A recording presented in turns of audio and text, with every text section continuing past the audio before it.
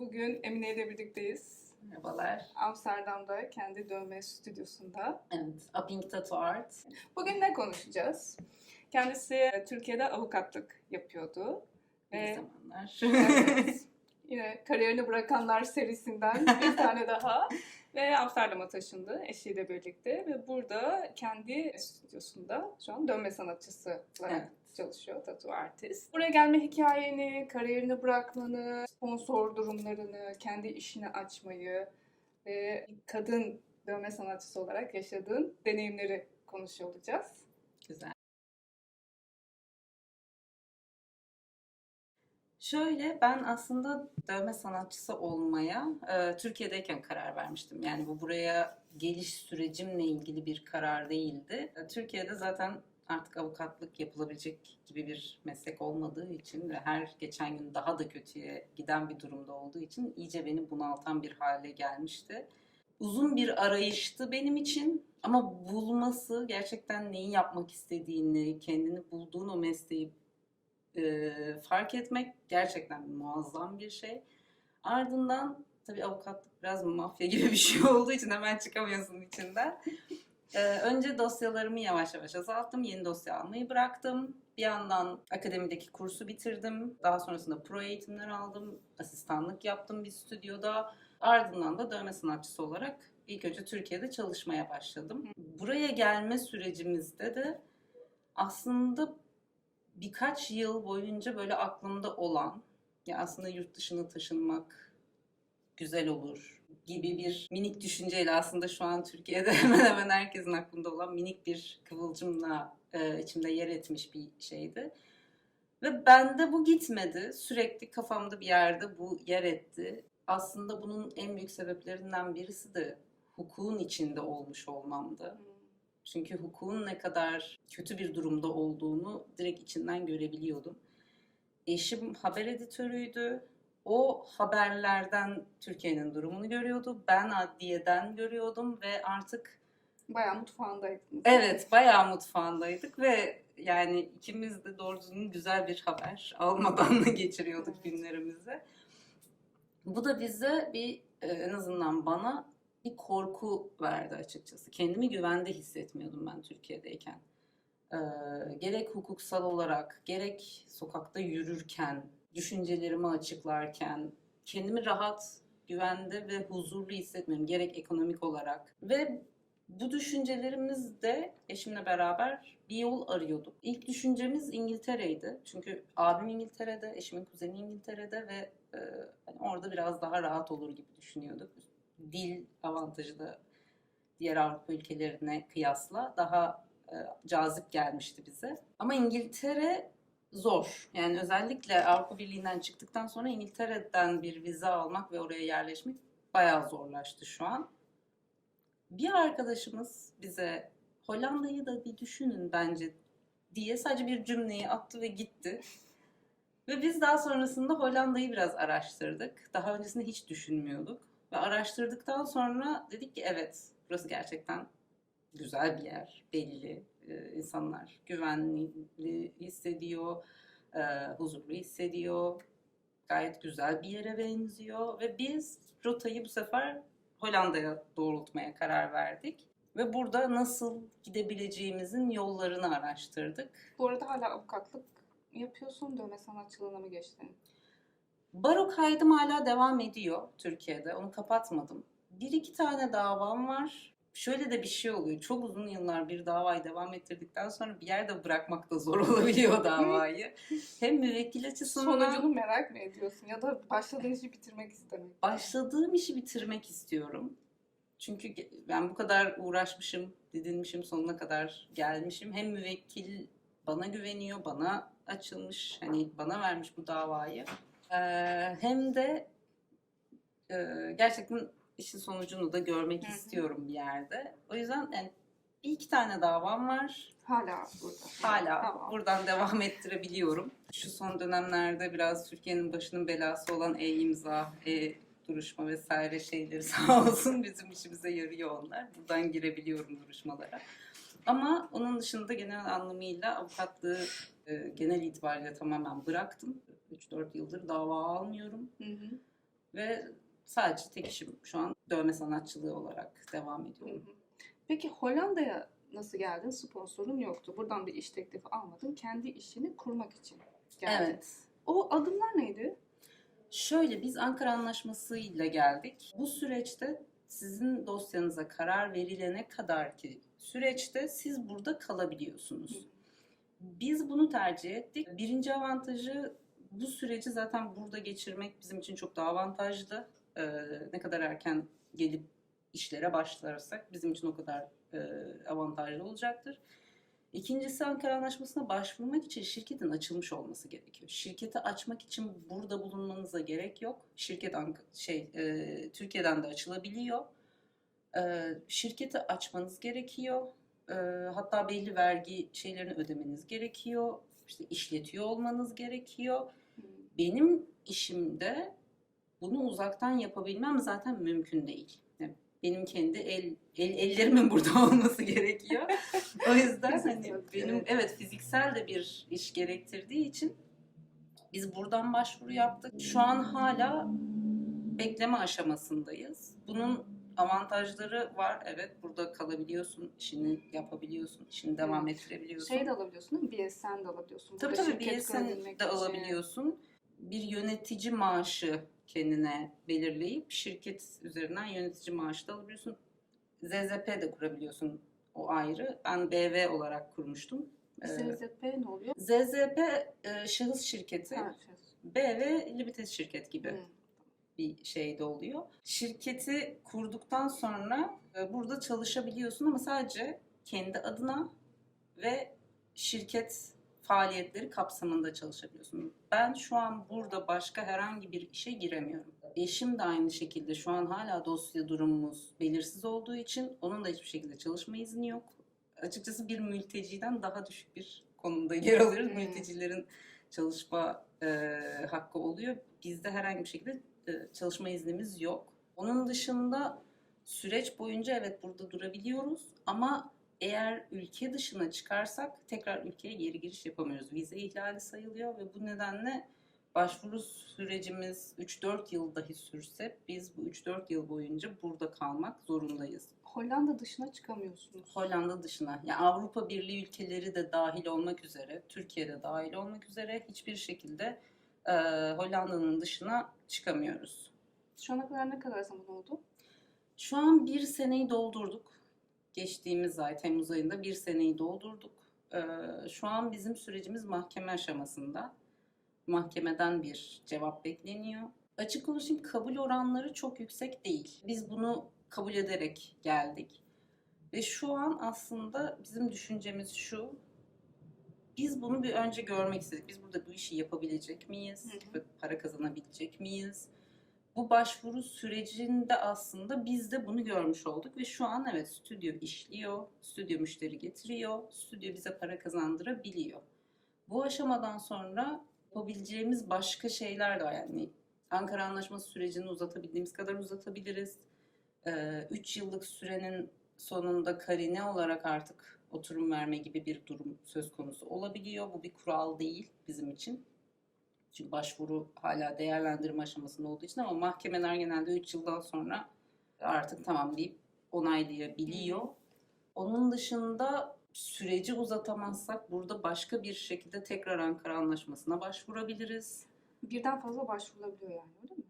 Şöyle, tamamen reddolduktan sonra bu sefer eşim üzerinden başvurabiliriz.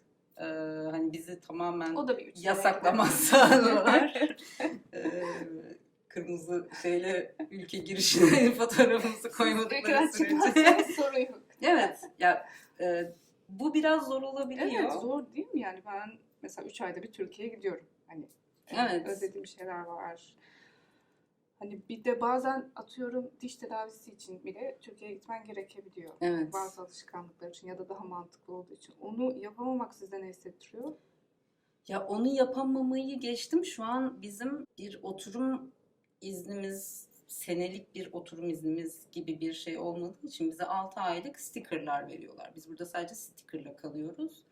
Ve dolayısıyla aslında şu an burada da bir sağlık sigortası yaptıramıyoruz. Hani Türkiye'de bir sağlık şeyini geçtim. Burada bile biraz bizim için sıkıntı aslında. Ne İnsan olacak özlüyor. peki? Yani bir şey olsa size. burada. Şöyle acile gidebiliyoruz. Acillik bir durumda her türlü acile gidebiliyoruz. Eğer Orada onun da dışında... kabul etmiyorlar parasetamol. Ya zaten hani normalde de doktora gittiğinde burada parasetamol Evet. alacağımız için O- evde kendimiz de onu halledebiliyoruz. Evet, o sağlık kısmı o şekilde halledilebilir. Peki Türkiye'den bahsediyordun, evet. Ya Türkiye'ye gidememek evet biraz can sıkıcı olabiliyor. İlk başta gelirken şey düşünebiliyorsun. Ya tamam 2-3 yıl gelmeyi vereyim ne olacak ki diye düşünebiliyorsun. Her şeyi göz alıyorsun. Evet her Yani şeyi göze gideyim de- alabiliyorsun ve daha kolaymış gibi geliyor. Hatta şu an biz Türkiye'deki arkadaşlarımıza bundan dert yandığımızda biraz şey oluyor hani ya derdin de bu mu canım filan gibi bir şeye giriyorlar. Ama yok öyle değil. Yani insan yine de bir gitmek istiyor. Kendini güvende hissetmek açısından da bu önemli. Ya oraya gidebilme özgürlüğünün olması Evet. ayrı bir şey. Mesela Covid döneminde burada uçuşları kapatmışlardı. Evet. Ve o aslında. bende biraz anksiyete yaratmıştı. Yani bir şey Evet. olsa gidemeyeceğim düşüncesi. Ya şu an mesela bizim aslında sezon yani yoğun geçen bir dönemdeyiz. Mesela şu an gidebiliyor olsak da belki gitmeyeceğiz Türkiye'ye. Biraz daha işte sonbahara doğru belki anca düşüneceğiz. Ama işte gitmiyor olmak değil, gidemiyor olmak. Evet, o ayrı bir şey. Evet. Evet. Yani bir de Allah korusun bir hastalık, bir ölüm durumu da söz konusu olabiliyor. Çok şükür öyle bir şey şimdiye kadar başımıza gelmedi. Ama hani bu yolun böyle bir dezavantajları var. Hı hı. Ama bu şekilde buraya gelip biz stüdyomuzu açıp işlettik ve 1 senedir buradayız. Hani biz burada bu şekilde kendi paramızı kazanabiliyoruz. Böyle bir durum da var. Evet, Yani bunu artısı deneyimleyip da var, gördünüz. eksisi de var. Evet. Ama hala da buna rağmen burada kalmaya devam etmek istiyorsunuz, değil mi? Kesinlikle, Evet. kesinlikle. Biraz insanda şey oluyor. Yani ben şöyle Türkiye'de bazı şeylerin yanlış olduğunu anlayabiliyordun ama buraya gelmeden önce ben neyin doğru olduğunu anlayamıyordum. Yani burada biraz aslında o değişti. Böyle bir hayat mümkünmüş diye bakabiliyorum artık ve şu an geri dönmek istemiyorum. Bu hem evet ülkenin şu anki konum durumu, şu an geldiği nokta, ekonomik sıkıntılar bunlar zaten var. Ama bir yandan yurt dışında bir hayatı deneyimlemek de çok farklı bir şey. Bambaşka bir kültür, bambaşka bir bakış açısı, bambaşka bir hayatın içinde olmak gerçekten bence çok güzel bir deneyim. Hı hı. Yani bunu iyi ki yapmışım diyorum şu an. Hala evet sürecimiz belirsiz. Red de alabiliriz, geri dönmek zorunda da kalabiliriz hala. Ama ben bu süreçten hiçbir zaman pişman olacağımızı düşünmüyorum. Evet. İyi ki yapmışım dediğim, iyi ki bu yola girmişim diyorum Hı hı. her zaman. Zaten hep o geri gönderilme korkusu az ya da çok. İçinde bir yerde her zaman oluyor aslında. Yani işsiz kalabilirsin, tekrar geri dönmek zorunda olabilirsin. Başka sıkıntılar yaşayabilirsin, Evet. geri dönmek zorunda olabilirsin. Bunun hiçbir zaman garantisi yok. Evet. Denememekten daha iyi bir Aynen seçenek öyle. sadece Ben görmek. şu an diyorum ki denedim. Yani şu Evet. an en kötü senaryo bile karşıma çıksa ben asla pişman olmayacağım. Ben denedim. Ve aslında bir yere kadar da başardım. Çünkü gerçekten şu an 1 seneyi doldurmuş olmak burada insana bir özgüven veriyor, bir Evet. gurur veriyor. Evet. Ben burada 1 sene boyunca kaldım ve ben burada kendi paramı kazandım. Burada kendi stüdyomu işlettim, kendi mesleğimle burada tutunabildim. Beni artık burada insanlar yavaş yavaş bilmeye başlıyor, tanımaya başlıyor. Müşterilerim arkadaşlarını getirmeye başlıyor ya da ikinci, üçüncü dövmeleri için tekrar gelmeye başlıyor. Bu gerçekten inanılmaz bir his. Hı hı. Artık yavaş yavaş burada o yerleşmiş olmanın verdiği haz gerçekten çok güzel bir şey. İyi ki yaptım diyorum. Evet, İyi kendine ki gurur denedim. duyuyorsun. Bence de Kesinlikle. duyuyorsun. Bir de bu erkek egemen sektörde kadın dövme sanatçısı olmak zor mu? Yani nasıl öne çıkmaya başardın? Şöyle, bu Türkiye'de daha belirgindi zorluğu. Burada daha gizli. Yani Şöyle genel bir kanı zaten şey olarak var. Kadınlar üzerinde hani erkek bir işi daha iyi yapar algısı zaten Aslında olabiliyor. işine göre değişiyor. Mesela temizlik ve yemeğe farklı bakıyorlar. Evet, lütfen. O Evet. çünkü direkt kadın işi. Yani. Ki bence o alanlarda da erkekler bence gayet güzel yapabilirler Ben keşke. kötüyüm. Ben çok kötüyüm. Temizlik ve yemek konusunda. Ben Yani. Evet. berbat. Hiç Evet. asla. Türkiye'de şöyle bir anım olmuştu. Bir stüdyo ile görüşürken asistanlık için bir sürü stüdyo ile görüştüm. Oradaki bir dövme sanatçısı bana bir cümle kurmuştu ve böyle kendim yani neyi savunacağımı şaşırdım. Bir avukat olarak. Gerçi hani hangi noktasını alsam da hangi birini savunsam diye. Dedi ki bana, müşterilerin sana sırf kadın olduğun için yazacak. Bunu eşin kaldırabilecek mi? Analiz edelim. Hani gerçekten böyle şey döndü kafamda. Ben buna karşı bir savunma bile şey yapamıyorum. Yani bana göre bu cümlede o kadar çok hata var ki. Evet. Peki ikiye bölelim. Şimdi ilk bölümünde kadın olarak gelmeleri iyi bir şey mi? Yani kadınlara karşı iyi bir önyargım var. Yoksa erkekler kadınları tercih eder mi? Erkekler kadınları tercih eder, amaçları farklıdır gibi bir algı var ama yani sırf bir kadın dokunacak diye vücuduna kalıcı bir dövme yaptırmak da çok olası değil aslında. Yani işte bu biraz şey oluyor. Bir kadın dövmeci başarılı olduğunda da algı bu yönde oluyor. Hani işte güzel, tabii o başarılı olur. Evet. Hani tabii ona çok müşteri gelir gibi bir şey oluyor ama ben zannetmiyorum ki kimse sırf aman bu kadın güzel, bu bana dokunsun diye vücuduna kalıcı bir Ayrı şey vaka yaptıracak. yani. Hani bunu, Tedavi olması lazım. evet, o noktada bir şey gerçekten bana çok olası gelmiyor en azından. Sadece mesaj atıyorlar. Sektörde bir kadının yeri öyle bir konum değil. Kaldı ki böyle bir konum olsa eşimden sana ne? Yani eşimin kaldıramayacağı şey burada tam olarak ne? Hani yani sanatımı yapmam mı, işimi yapmam evet, ben mı? işimi yapıyorum ve Evet. hangi sektörde olursa olsun bir kadın tacize de uğrayabiliyor maalesef ki. Rahatsız da edilebiliyor. Sırf yakınlaşmak için mesaj atan vesaire de her zaman olur. Bu hangi sektör olursa olsun olabiliyor. Sektör bağımsız. Çalışmasam Aynen öyle. bile. Tabii ki yani çalışmasam da olabiliyor. Bu gerçekten şeydi benim için. Bu cümle kadın dövme sanatçılarının sektördeki yerini Evet. anlamam için gerçekten çok böyle Evet. belirleyici bir cümle olmuştu. Sırf kadın diye tercih edilme noktası biraz şundan oluyor. Kadınların eli hafif görülüyor. Öyle bir avantajımız da var aslında, hani Hadi ya. yalan olmasın. Evet, kadınların eli biraz daha hafif görünüyor ve özellikle fine line ya da daha kibar, daha detay isteyen işlerde biraz daha öne çıkılabiliyor. Kadınlar direkt kadın dövmeci isteyebiliyor. O şekilde avantajları da oluyor ama sektörün genel olarak bakış açısı, dediğim gibi, Türkiye'de daha hissedilir bir noktadaydı benim için. Burada kimse bana o cümleyi kuramaz en azından. Kuramaz. Evet. Onu biliyorum. Ama gizli dedin ya. Hani böyle davranışlarında hissettiğin Ya bir şey mi şöyle, oldu? evet, hani burada mesela başlangıçta ben ilk başta CD kiralamak istemiştim. Stüdyo açma benim için daha sonraki bir aşamaydı. Çok teşekkür ederim onlara. Beni stüdyo açmaya ittiler. Bir yerle görüşmüştüm mesela ve adamdan şöyle bir cümle duydum. Ben kadınları çok severim. Benim sanatçılarım hepsi kadın dövme sanatçısı ve müşterilerim de hep kadın olsun isterim. Ve bu beni çok şey yaptı, rahatsız etmişti. Neden? Yani hani bu da bir ayrımcılık ve sen Evet. nasıl görüyorsun da neye göre kadın istiyorsun? Neden kadın istiyorsun? Bunun da bir açıklaması yoktu. Ya da işte daha çok böyle az önceki söylediğim şey aslında, işte o fine line, ufak tefek, detaylı minik işler, evet, kadına göre ama işte bir kol kaplama, bir sırt kaplama şeyleri, sanki onlarda daha erkekler daha başarılı olurmuş gibi bir izlenim de olabiliyor. Böyle mi?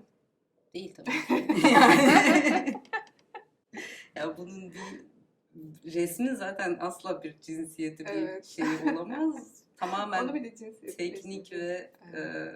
el alışkanlığıyla ilgili. Evet. Stüdyonuz çok güzel ve Teşekkür Amsterdam'da çok merkezi bir yerinde. Çok ferah, temiz. Teşekkür ederim. Burayı nasıl açtınız? O denetimler zor muydu? Nasıl buldunuz? Aslında çok kolay buldum burayı. Başlangıçta ilanlarda gezerken karşıma çıktı. Burası galeri salon bünyesinde bir yer.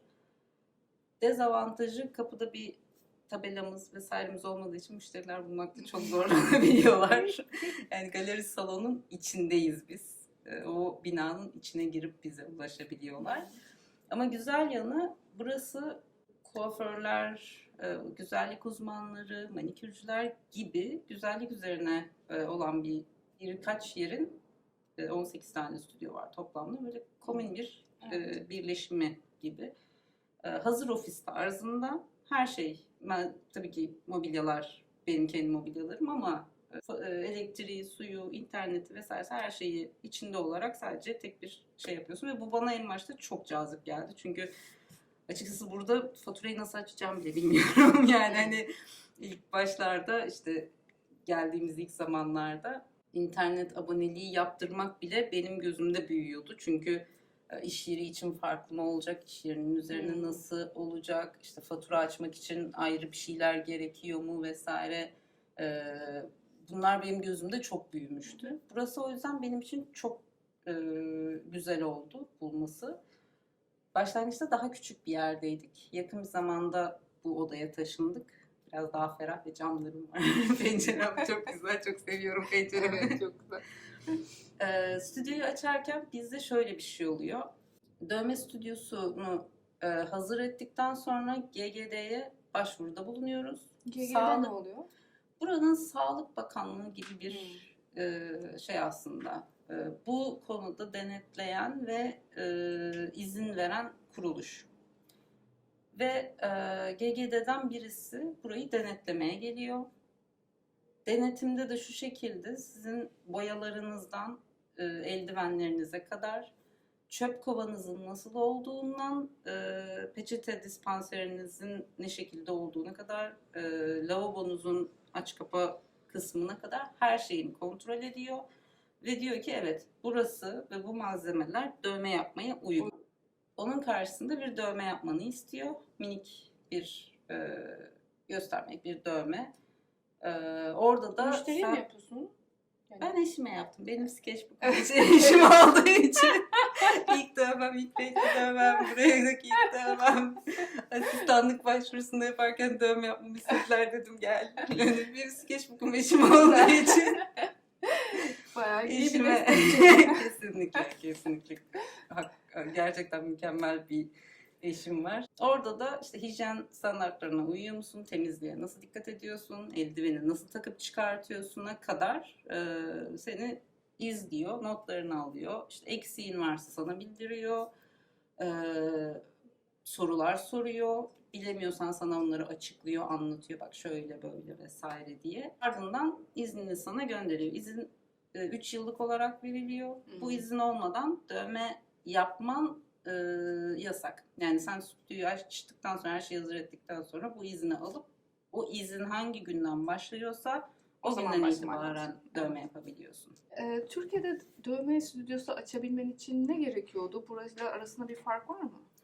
Türkiye'de ustalık belgesi var. En son ben alırken MYK'dan alınıyordu. Şu an en son değişti sanırım o, ama Türkiye'de kişiye veriliyor bu. Yani sen dövme yapabiliyor musun'a bakılıyor. Ben eğitim aldığım yerde biz bu başvuruyu da bulunmuştuk MYK belgesi için.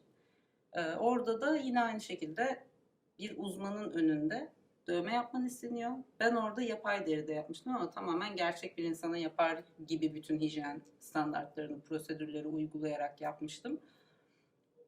İşte iğneyi doğru kullanıyor musun? Hijyen standartlarına uyuyor musun? İşte gölgelemen nasıl? Orada biraz daha tekniğe de bakıyorlar. Yapabiliyor musun dövmeye? Bak, ona göre ustalık belgesi veriyorlar. O belgeyle beraber sen stüdyo açıp işletebiliyorsun. Burada kişiye verilen bir belge yok. Tamamen mekan bazlı yani. Örneğin demiştim ya, biz yan odadaydık. Yan odadan buraya taşınmama rağmen benim belgemi yenilemem gerekti. Çünkü mekan değişikliği yaptığım her durumda benim o belgeyi tekrar yenilemem lazım. Yeni mekanın da o dövme yapmaya uygun bir mekan olduğunu ispat etmem gerekiyor. Yani sıfırdan başlayacak birinin böyle bir eğitim sertifikası almasına da burada çok ihtiyaç yok diye mi anlıyorum? Yok. Burada öyle bir Tamam. sertifika durumu yok. Dediğim gibi sadece buradaki kuaförler, güzellik merkezleri vesaire için de geçerli bu GGD süreci buradaki. Sadece yapabiliyor olmana bakıyorlar burada. Hani öyle bir sertifika, bir eğitim vesaire gibi bir sürece bakılmıyor. Süreç yok. Peki müşteri portföyü nasıl? Hangi milletlerden gelenler var? Çok çeşitli. Burada zaten bir Evet. sürü fotoğraf var. Bir sürü değişik insan. Evet. Yani çok farklı milletlerden insanlar gelebiliyor. Ya Amsterdam bu açıdan çok fazla turistik bir yer olduğu için bu da bir avantaj. Peki dışarıda tabela yok. Nereden buluyorlar seni? İnternetten buluyorlar. İnternet sitemizden, Google Maps'ten ya da Instagram üzerinden ulaşıyorlar ve genellikle randevulu çalışıyoruz. Walk-in dediğimiz kapı müşterisi şeklinde gelenleri de kabul edebiliyoruz. Ama müşterilerimizin %80'i randevulu gelenler oluyor. Evet. Ki zaten o biraz daha da sağlıklı. Çünkü öncesinde bütün detayları netleştirip dövme randevusu öncesinde de ona göre hazırlanıp gelmek. Yani burada hazırlanıp gelmekten kastım şey değil. Ben müşterilerime randevu öncesi bir bilgilendirme notu gönderiyorum ve orada dikkat etmesi gereken şeylerden bahsediyorum. İşte saunaya gitmemiş olsunlar, tok, iyi uyumuş ve sağlıklı bir şekilde gelsinler, bir gün öncesinde alkol almasınlar, uyuşturucu kullanmasınlar gibi bazı ufak dikkat etmeleri gereken şeyler var aslında randevu öncesinde. O yüzden randevulu olarak gelmek çok daha sağlıklı. Peki buna dikkat etmediklerini anladın mı hiç? Öyle bir case oldu mu? Şöyle zaten eğer yorgunsa, açsa ya da bir gün öncesinde uyuşturucu ya da alkol kullandıysa alkol genellikle kanı sulandırıyor. Çok fazla kanama yapıyor ve süreç uzuyor. Diğer durumlarda da daha çok canı acıyor. Yani aslında o müşteri için olan bir şey yani. Evet süreç uzuyor. Dövme süreci biraz daha uzuyor. Çünkü işlemek de zorlaşıyor boyayı deriye. Ama müşteri de daha fazla acı çekiyor. Çünkü vücut aslında o senin yorgunluğunu, bitkinliğini, halsizliğini, acıkmışlığını, susamışlığını cilt direkt değişiyor. Yani cilt ona göre hemen tepki veriyor, reaksiyon veriyor. O yüzden aslında bunlar müşteri için geçerli şeyler. Ya da çok fazla kanama olduğu zaman dövmeyi işlemesi gerçekten zor olabiliyor ve daha sonrasında touch-up gerekebiliyor. Üzerinden tekrar geçmemiz gerekebiliyor dövmenin. Peki avukatlığı özlüyor musun? Asla. Oradan bir gülme geldi. Asla. Gerçekten yani bazen kabuslarıma giriyor gidebilirim. Yani rüyalarımda kabus. Neydi seni bu kadar soğutan? Hani çok prestijli bir meslek, değil mi? Şu an değil. Şu an kesinlikle hiçbir prestiji yok. Haklı olduğunu bildiğin müvekkilin hakkında hiçbir şey yapamıyor olmak seni gerçekten çok yorabiliyor. Müvekkiller de seni çok fazla yorabiliyor. Mahkeme süreçleri yani bir duruşmayı 5 saat 6 saat bekleyebiliyorsun ve bir yere de gidemiyorsun çünkü 5-6 saat içinde bir yerde senin duruşman alınabilir ve orada olmak zorundasın. Zaten genel anlamıyla çok uzun sürüyor. Bir dava 4 yıl 5 yıl devam ediyor. Enerjin kalmıyor. Tükeniyorsun. İnancın kalmıyor. Çaresiz. Evet inancın kalmıyor.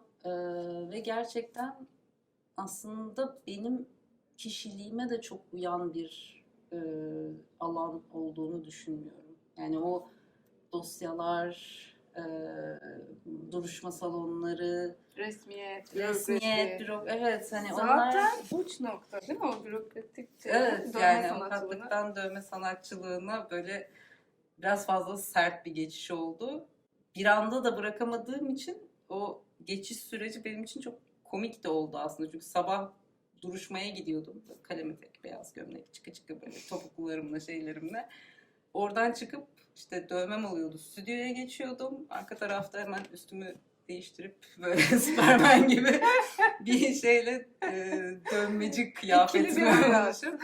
Evet, ikili bir hayat oluyor aslında. Yani ve düşünme yapını da değiştirmen gerekiyor. Beynin tamamen çok farklı bölgelerini Evet, kullanarak çalışıyorsun ve benim için gerçekten o geçiş Evet. süreci de çok zordu. Ama Türkiye'de çoğu insan bu ikili hayatı yaşıyor ya. Özellikle yargılanmamak için, toplumdan dışlanmamak için, gay insanlar, yani LGBT bireyleri ya da farklı mezhebe bağlı olanlar, farklı Kesinlikle. dinde olanlar bir şekilde sanki kendimizi gizlemek zorunda kalıyoruz ya da ikili bir hayat yaşıyoruz ki yargılanmayalım, ötekileştirilmeyelim ve sonunda da başımız belaya girmesin. Evet. Ya da ekonomik durumumuzu stabil bir şekilde devam ettirelim diye. Ama burada kendin olabiliyorsun değil mi?